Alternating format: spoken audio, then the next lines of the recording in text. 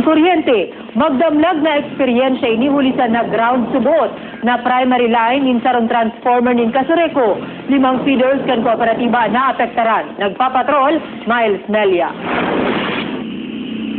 Sa tahaw kan daing untok na pag-uran na patos ning diklom ang magkapirang porsyon kan naga pun alas 8 kasubanggi.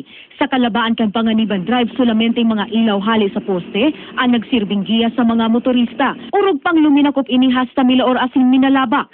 Sabi kan Casureco 2 naroot ang 20 megavolt ampere transformer na ini sa Concepcion Pequeña. Ini ang mayor na nagsusupply ning kuryente sa feeder 5, 6 asin 8 kan Casureco 2.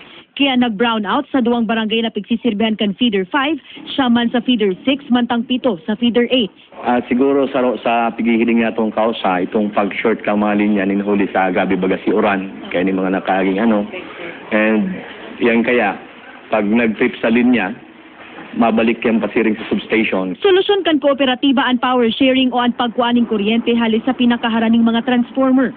Nagbugtak sinda ning poste na maresibikan kuryente halis sa 10 MVA transformer kan pili, apwera pa sa hali na sa banwaan ning Calabanga. Grabe ang losses na kayo ni. Sa inot na inot, magkakabaralanggo ang sa tuyang feathers. Saro pa ang revenue loss sa Casureco 2, kung mayo puta na ning diferensya, di day man po puta kita mapuputulan ng supply.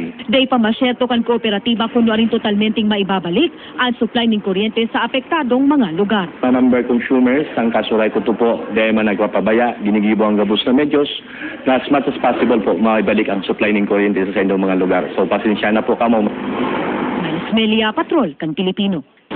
Sa katakod na bareta, nag-inspeksyon muna na hapon ang nagkapirang personahes sa National Grid Corporation of the Philippines sa lugar na sakop man kan tendang serbisyo.